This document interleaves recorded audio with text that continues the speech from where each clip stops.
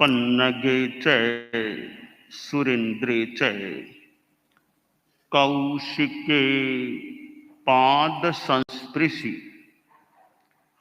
निर्विशेष मनस्काय श्री वीरस्वामिने नमः।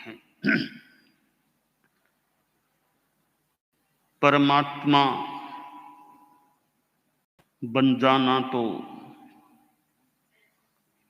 एक बहुत ही ऊंची बात होती है। परमात्मा बनने से पहले महात्मा बनना होता है। महात्मा बने बिना परमात्मा नहीं बना जा सकता। नमस्कार महामंत्र में अरहत, सिद्ध, आचार्य, उपाध्याय और मुनि, साधु, इनको नमन किया गया है। अरहत जो अध्यात्म जगत के जैन शासन में सर्वोच्च पद पर आसीन होते हैं, और सिद्ध तो मानो मनुष्य जगत के पदों से अतीत हो गए हैं। वे तो निरंजन, निराकार, विशुद्ध आत्मा है। आचार्य होते हैं, वे मनुष्य के रूप में होते हैं। और नमस्कार महामंत्र में मध्यस्थ हैं, दो ऊपर हैं, दो नीचे हैं, बीच में आचार्य विराजमान होते हैं। उपाध्याय और साधु वैसे भी एक स्थान की दृष्टि से भी संभवतः आचार्य से कुछ समकक्ष हो या नीचे के स्थान पर होते हैं। वे अरहत सिद्ध ऊपर के स्थान पर होते हैं। जैसे 5 तलों का कोई 5 मंजिला मकान हो, उस 5 मंजिले मकान में तीसरी मंजिल में मान होते हैं। परम पूज्य कालू गणी आचार्य थे। आज भाद्रव शुक्ला पूर्णिमा है, भाद्रव मास का अंतिम दिन है।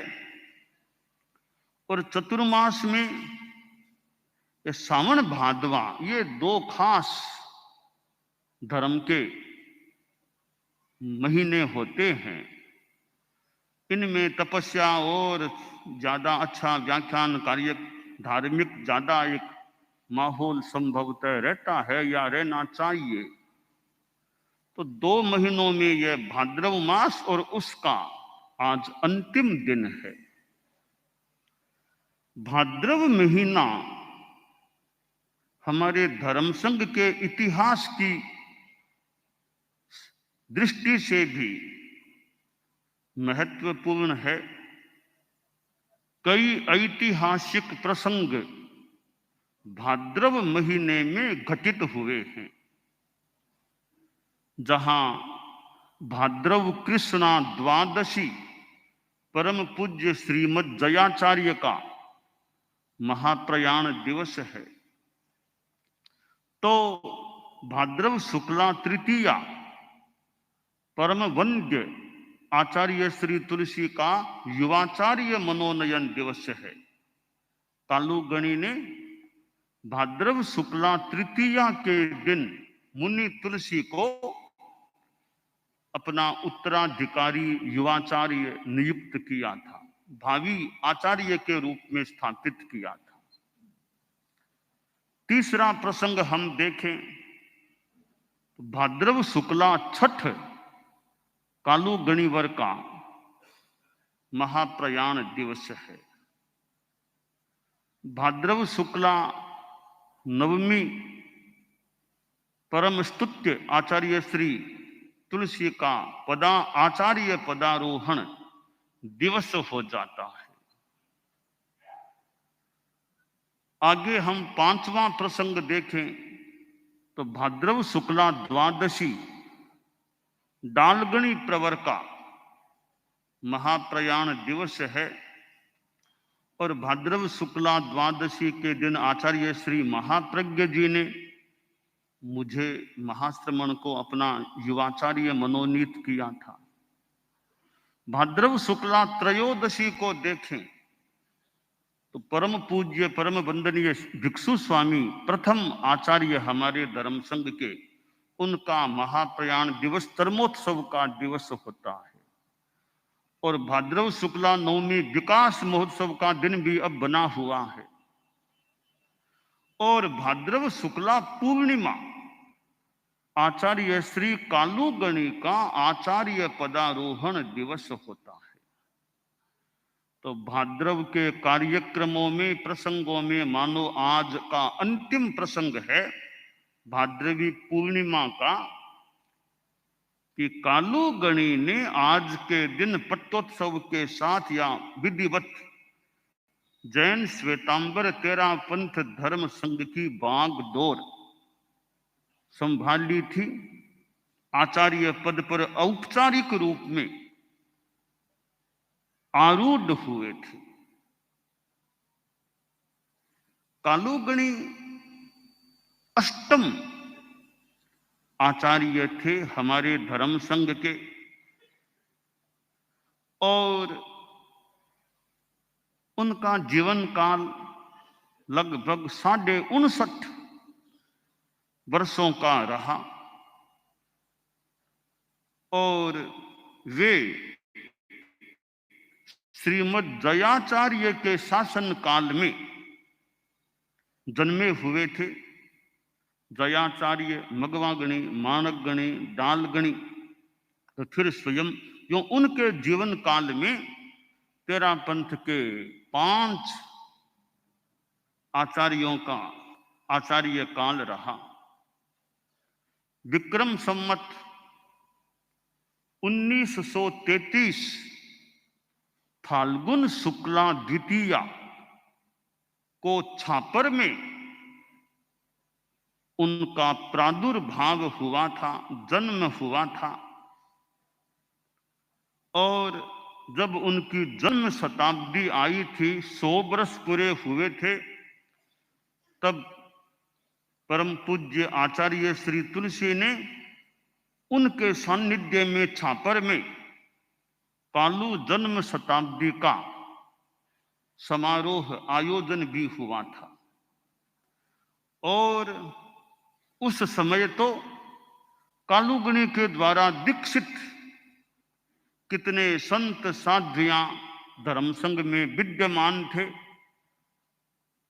और उस समय छापर में भी काफी संख्या में साधु साध्वियां इकट्ठे कालूगणी की जन्म शताब्दी का दिन फाल्गुन शुक्ला द्वितीया का समारोह हुआ था।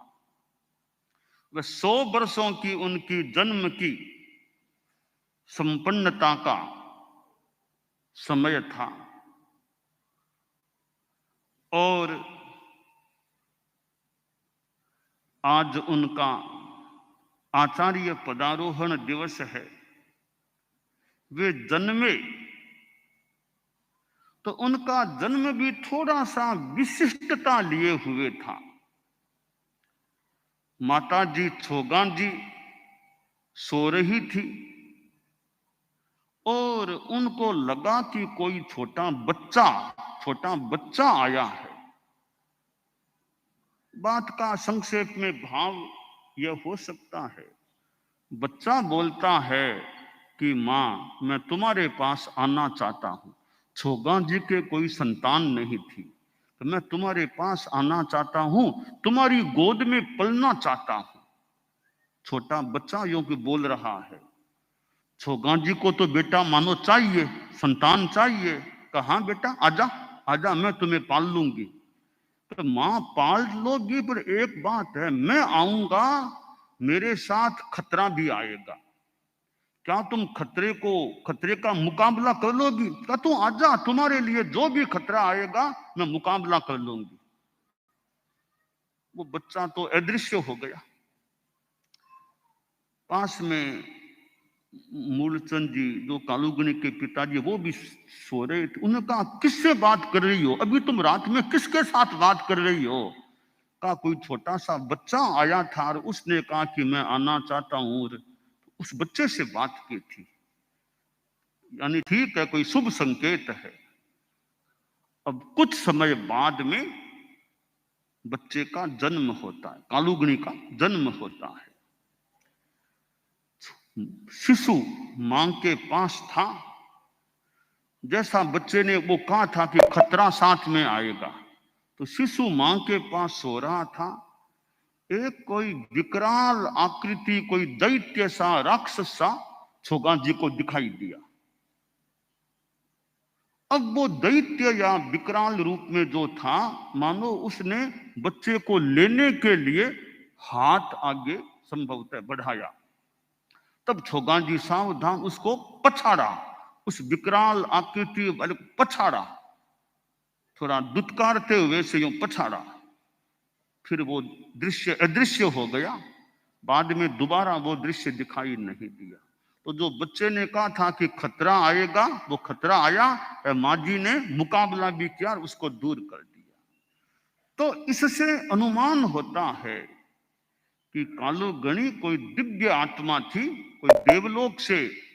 संभावना अनुमान लगा सकते हैं वे देवगति से च्युत होकर के मनुष्य गति में आए हैं।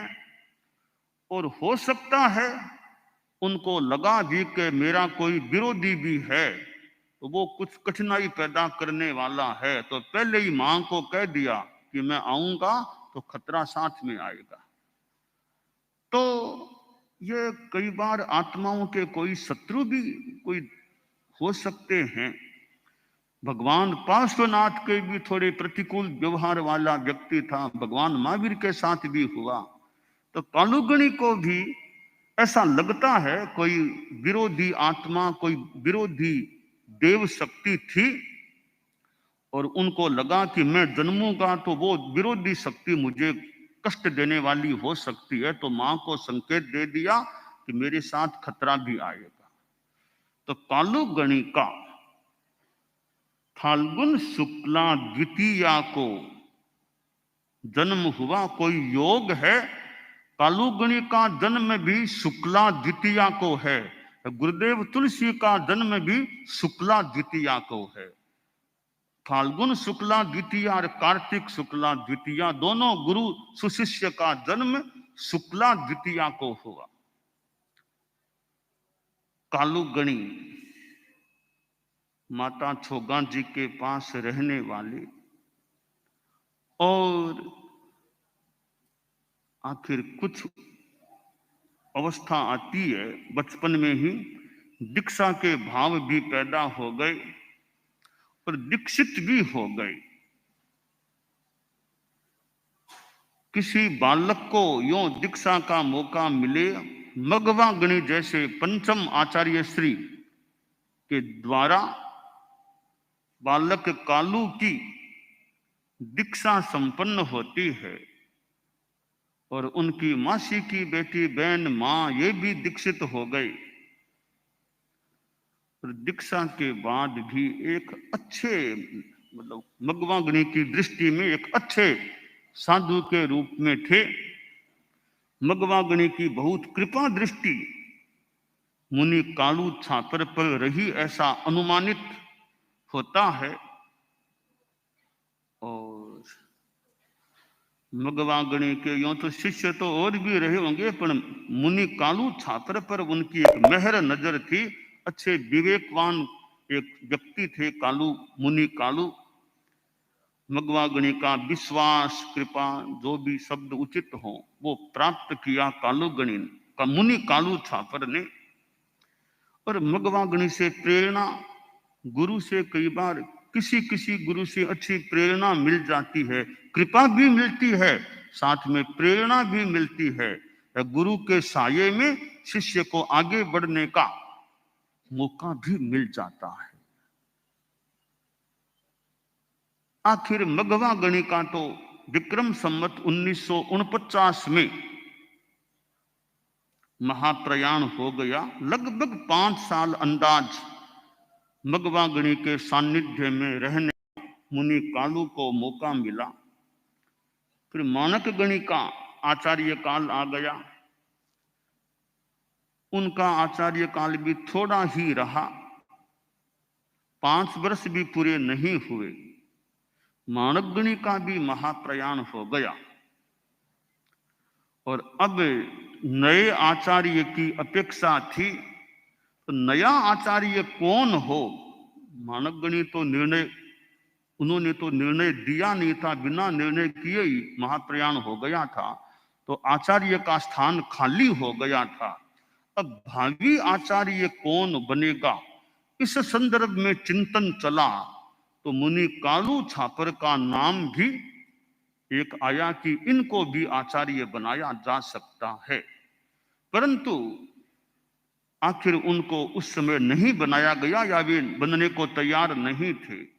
फिर डालगणी आचार्य के रूप में धर्म संघ को प्राप्त हुए और जब मानक गणी का महाप्रयाण हो गया, डालगणी आचार्य बने नहीं, लाडनू पधारे नहीं, बीच का जो थोड़ा काल था, अंतरिम काल, इस काल में मुनि कालू छापर को भी बहुत अच्छे ढंग से संघ को सेवा देने का मौका मिला, कार्य करने का मानो मौका मिला।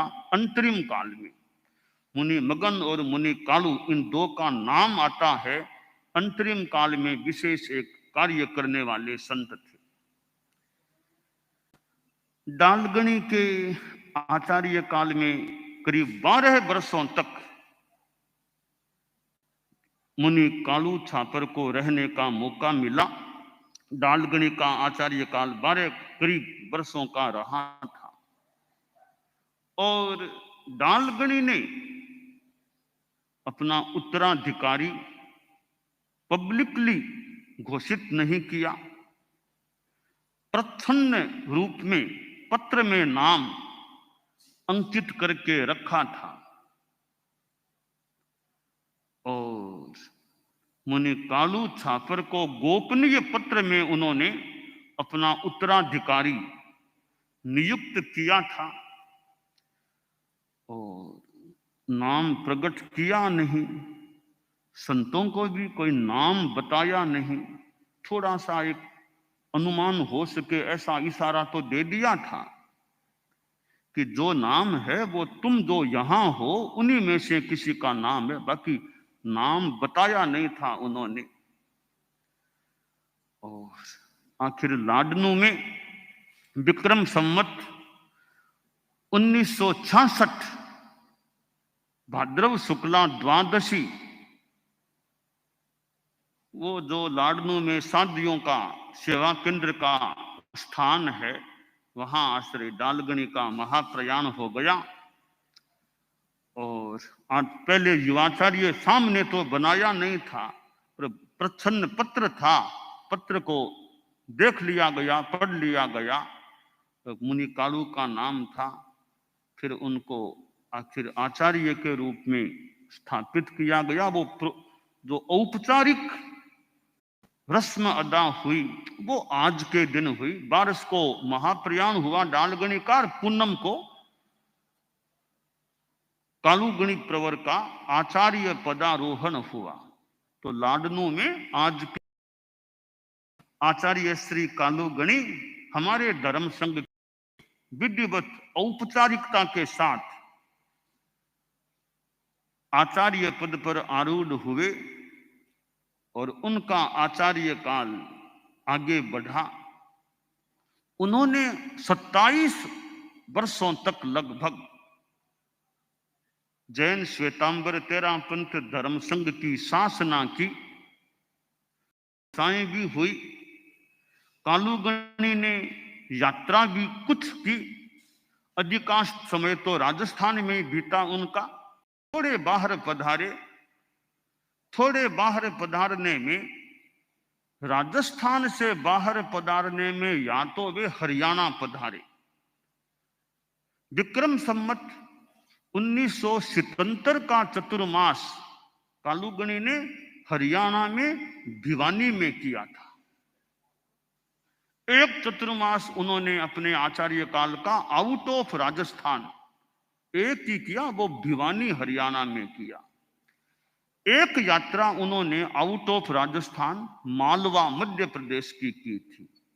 मालवा में मध्य प्रदेश में उन्होंने एक मर्यादा महोत्सव किया बड़नगर में। इस प्रकार उनके आचार्य काल के एक चतुर्मास भिवानी हरियाणा में, एक मर्यादा महोत्सव बड़नगर मध्य प्रदेश में, बाकी सारे के सारे चतुर्मास उनके आचार्य काल के सारे मर्यादा महोत्सव राजस्थान की सीमा में ही संपन्न हुए। तो वे राजस्थान में ही ज्यादा रहने वाले थे। राजस्थान में रहकर उन्होंने अपने ढंग से धर्मोद्योत किया, यात्राएं भी की, राजस्थान में वैसे भ्रमण भी किया, थोड़ा बाहर भी हरियाणा और मालवा का भी उन्होंने भ्रमण किया था। और उनकी माता जी जो संसार पक्ष में थी, छोगा जी, माजी महाराज, उनको विदासर में आखिर अवस्था फिर विदासर में मानो स्थिरवास के रूप में स्थिरवास सा उनका हुआ। और आचार्यों की माता जी विद्यमान हो, और माता जी की विद्यमानता में आचार्य का महाप्रयाण हुआ हो। संभवतः तेरा पंथ के इतिहास में एक ही आचार्य हैं जो अपनी साध्वी माता की विद्यमानता में महाप्रयाण को प्राप्त हुए थे। और छोगा जी की काफी वृद्धावस्था थी, 60वें वर्ष में कालूगणी थे, और कालूगणी की मन की इच्छा थी कि मैं यात्रा संपन्न करके युवाचार्य की नियुक्ति करूं, और युवाचार्य की नियुक्ति माजी के पास विदासर में करूं। ये उनका मनोभाव था, परंतु उनका मनोरथ पूरा नहीं हो सका। जो कार्य उनको विदासर में माजी के उपपात में करना था, वे माजी तक पहुंच ही नहीं सके, और उन्हें वह कार्य गंगापुर मेवाड़ में ही जल्दी ही संपन्न करना पड़ा। तो कालूगणी का आचार्य काल, उसमें एक उपलब्धि एक रूप में यह मान लें कि उनके द्वारा दीक्षित 2 सुशिष्य हमारे धर्म संघ के आचार्य बने, जबकि 2 शिष्य आचार्य बन जाएं ऐसा मौका डालगणी को भी नहीं मिला। यह कोई स्पर्धा की बात नहीं है, तो नियति की प्रकृति की जैसी भी योग होता है बातें हैं। डालगणी को भी मौका नहीं मिला और मानवगणी को भी यह मौका नहीं मिला। मानवगणी का दीक्षित और डालगणी का दीक्षित कोई साधु हमारे धर्म संघ में आचार्य पद पर आरूढ़ नहीं हुआ, जबकि जयाचार्य के मतलब युग में तो ये मानवगणी भी दीक्षित थे, डालगणी भी दीक्षित थे, ये भी दोनों आगे आचार्य बने थे। तो कालूगणी के द्वारा दीक्षित 2 शिष्य आचार्य श्री तुलसी और आचार्य श्री महाप्रज्ञ जी हमारे धर्म संघ के, उनके बाद क्रमशः पहले आचार्य श्री तुलसी यानी कालूगणी के अनंतर उत्तराधिकारी आचार्य तुलसी, और आचार्य तुलसी के अनंतर उत्तराधिकारी आचार्य श्री महाप्रज्ञ जी बने। और उन दोनों गुरुओं के सानिध्य में हमें रहने का मौका मिला था। हम में से कितनों को उनके सानिध्य में रहने का मौका मिला था? तो गुरुदेव तुलसी हमारे माइत थे, आचार्य श्री महाप्रज्ञ जी हमारे माइत थे, और हमारे माइतों के माइत कालूगणी थे। कालूगणी हमारे माइतों के भी। तो ऐसे परम पूज्य कालूगणी जिनका संस्कृत भाषा के विकास में भी, हमारे धर्म संघ में संस्कृत भाषा के विकास में भी कितना योगदान है। और कालूगणी जो अनुशास्ता, थोड़े से कठोर अनुशास्ता के रूप में भी थे, जैसा हमने आकलन किया है कि वात्सल्य भी था, तो कभी कभी वे कठोर कार्रवाई, कठोर अनुशासन भी कालूगणी कर लेते थे। तो शास्ता तो शासन, मात पिता सो प्यार हो, शास्ता का शासन भी वे कर लेते, बहुत ही स्पष्ट कड़ाई कर लेते, यो प्यार वात्सल्य भी प्रदान करते। जो आचारवान होता, सरल होता, ऐसे साधु पर हमने सुना कि उनकी कृपा दृष्टि रहा करती थी कि आचारवान साधु है, सरल है, उनकी कृपा दृष्टि रहा करती थी, रहती थी, ऐसा मैंने सुना है। तो कालूगणी हमारे धर्म संघ को अष्टम अनुशासता के रूप में प्राप्त हुए। आज उनका आचार्य पदारोहण दिवस है।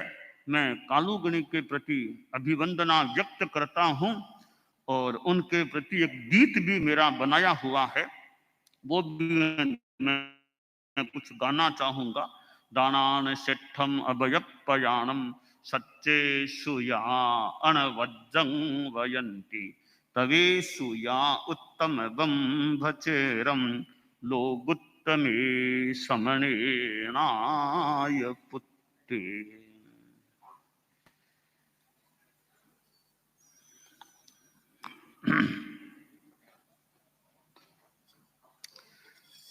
कालू प्रभु पादाम्बुज अर्पित भाव भीनी वंदना। कालू प्रभु पादाम्बुज अर्पित भाव भीनी मनरे में भक्ति विभूषित स्पंदना। हमारे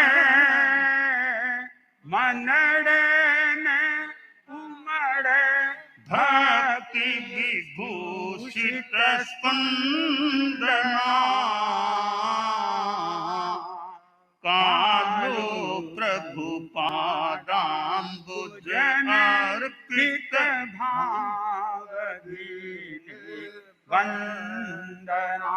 कालो प्रभु पादाम्बुज अर्पित भाव भीनी वंदना। डाली में गणिवर परख निकालो शासन रत्न अमोलो। डाली में गणिवर परख निकालो शासन रत्न अमोलो। चमक्या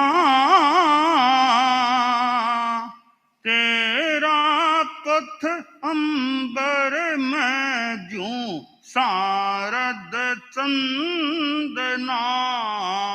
चमक्या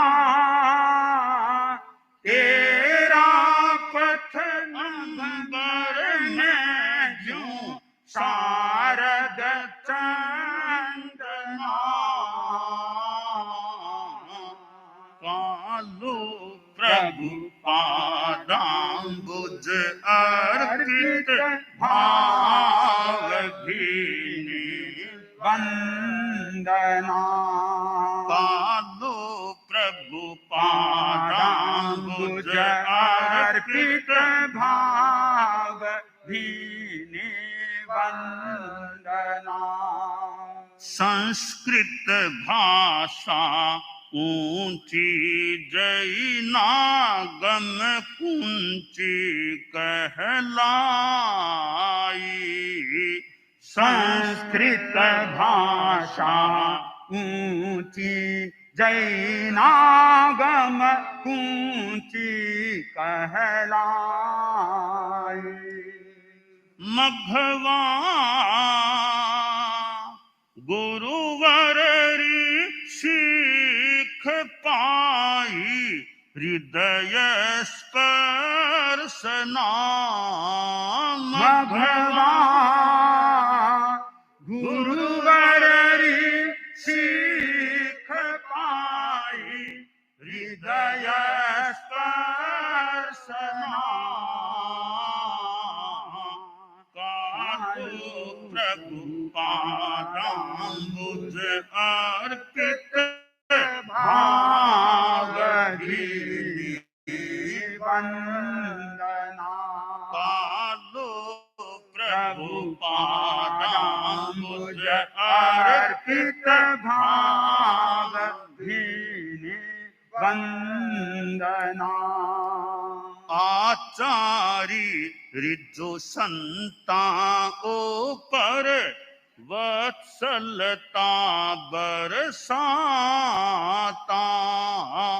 आचारी रिजु संता ऊपर वत्सलता बरसाता। करता उच्छृंखल वृत्तियां पर समुचित तर्जना। करता